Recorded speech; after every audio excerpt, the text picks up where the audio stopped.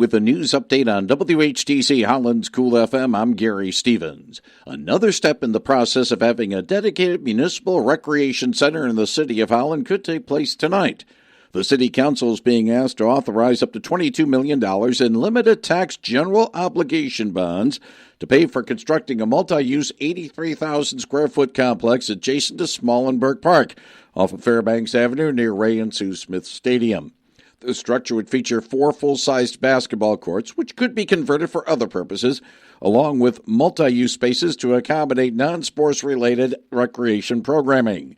How soon would this facility become a reality? City Manager Keith Van Beek would not commit to a specific timeline, but expects things to move somewhat quickly. We would start doing some earthwork out there yet this fall, and then put out the full bid packages for the entire project. So that this fall, winter, spring, we're going to be going full guns and get that rec project going. The 6 p.m. Holland City Council meeting is in chambers at Holland City Hall off of River Avenue. An online link to the agenda and supporting documents is in this story at WHTC.com. A couple of matters highlight today's Saugatuck City Council workshop.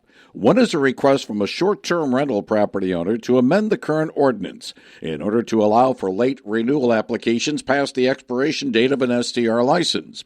The current grace period is 5 days, and the ordinance amendment would change that to a 60-day period, which would run from 30 days prior to the deadline to 30 days after that. It would also apply retroactively.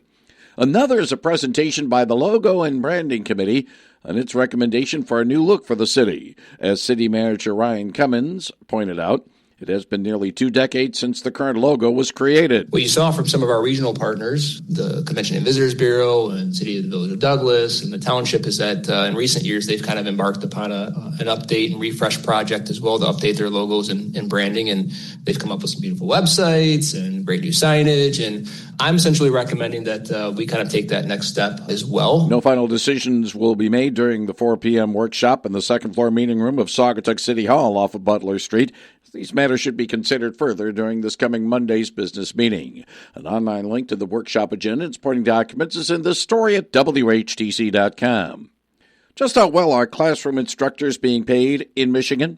Teacher pay in the past 30 years, when adjusted for inflation, has dropped by 29% in Michigan, according to a new study from Michigan State University. The MSU report claims teacher salaries in the state had peaked in 1995 at the equivalent of just over $100,000 in 2025 money, falling to just over $71,000 last year. The national average for the same time period is a decrease of 4.2%. The average starting salary in Michigan for a teacher is just over $43,000, nearly $5,000 under the national average. This report comes as the current collective bargaining agreement between Holland Public Schools and the Holland Education Association in its final year. Superintendent Nick Cassidy is confident that a new deal can be reached amicably. We want to make sure that we're fiscally responsible and we have a financially stable district, but we also know we have to take care of our teachers. And so we need to make sure that we dedicate as much resources as we can towards our staff to get them in, but also just working on contract language that not only supports teachers but honors the work that they do in the classroom. But it's been a very positive relationship. There hasn't been a work stoppage by Holland teachers since 1967, when over 200 instructors walked off of the job. This led to court action in getting them back to the classroom and ended with the state Supreme Court ruling that under Michigan's Public Employment Relations Act, withholding services en masse by public employees constitutes an illegal strike. North and southbound US 31 between Sherman Boulevard and Laketon Avenue in Muskegon have reopened after heavy rainfall caused flooding, which closed the highway for a few hours last night. Waters were still high overnight on the right lane and left shoulder of northbound US 31, but were expected to recede shortly. The Kalamazoo County Election Commission has appointed Bill Korb as the temporary trustee in Comstock Township to give that board a quorum. He was appointed yesterday after 4 trustees resigned between Friday and Monday. Christy Cherry, Terrence McIver, Bob Pratt, and clerk Nicole Beauchamp all stepped down. Cherry and Pratt were both facing a recall in the November election. Now, Korb will serve until a successor is either elected or appointed. I'm Michael Arning. Kent County Undersheriff Brian Muir will become the county sheriff in October when Michelle La Jolla Young retires from the job. A committee formed to find her successor chose Muir yesterday, and he will serve the rest of her term that expires on December 31st of 2028. Muir was the only person who had applied for the post after La Jolla Young announced last month she was retiring on October 9th after 37 years with the department. An arraignment has taken place stemming from a June death of a road worker near Coldwater. 38-year-old semi-driver Robert Craig, charged with open murder, operating while intoxicated, causing death, and reckless driving causing death in a deadly crash on I-69 in Coldwater. The crash killed Branch County Road Commission worker Casey Rice, who was driving a mowing tractor along the edge of the highway when Craig's truck hit him. Rice died at a hospital 2 days later. Now, Craig is currently in the Oakland County Jail on unrelated charges. Prosecutors requesting $750,000 bail. I'm Michael Arning. A Grand Rapids school is being named one of the top schools in Michigan, according to the U.S. News and World Report, which ranked schools based on factors such as performance on state assessments, college preparedness, and graduation rates. City High Middle School was ranked as the third best in Michigan, behind International Academy in Bloomfield Hills and International Academy of Macomb in Clinton Township. Spring Lake High School was seventh. The third suspect in the murder more than 3 years ago of Battle Creek Central High School senior Jack Snyder has pled guilty to involuntary manslaughter. A charge of open murder against 21-year-old Marcus Parsons was dropped in exchange. 14-year-old Justice Chimner, 13-year-old DeWant Estes III tried to carjack Snyder, who offered them a ride when they were walking in the cold February 17, 2023. Chimner admitted that he shot the 17-year-old twice when they were struggling for the keys. Now, Parsons had communicated with the two younger teens to steal a car for money earlier that day. I'm Michael Arning. Governor Whitmer, Congressman Tom Barrett, and U.S. Interior Secretary Doug Burgum celebrate the opening of LG Energy Solutions' second battery plant in Michigan.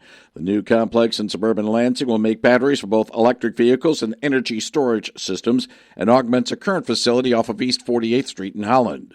The next president of the University of Michigan will be C. Cybele Raver. She was selected by the U of M Board of Regents yesterday, coming from Vanderbilt University. She had served as provost and chief academic officer in that Nashville school for the past 5 years.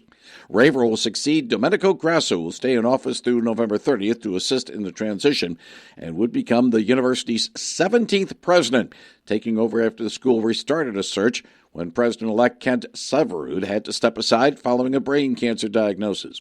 Regents will formally vote on Raver's appointment on September 1st. She would take over on December 1st if the vote passes.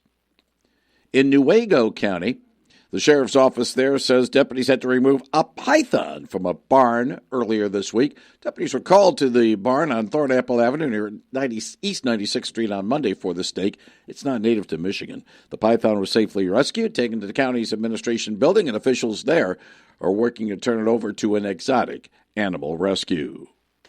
Braxton Ashcraft scattered 5 hits with 4 strikeouts over 8 innings, pitching the Pittsburgh Pirates past A.J. Hinch's visiting Detroit Tigers last night 4-1. Ashcraft was really good. 2 fastballs, 2 different breaking balls, a ton of power. Both the guys they threw tonight were sitting 99, 100, so you run into this every now and then in this league, and you realize the talent that's here, and we had a hard time answering it. The series at PNC Park concludes this afternoon with coverage from Dan Dickerson at 12:10 p.m.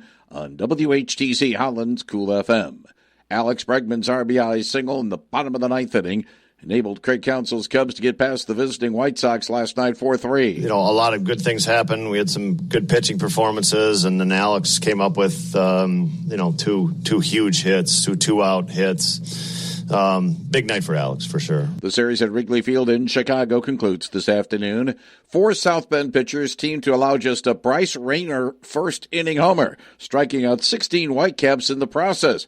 As the Cubs beat visiting West Michigan last night 5-1, the series at Kovalevsky Stadium continues this evening. Get the latest news anytime at WHTC.com.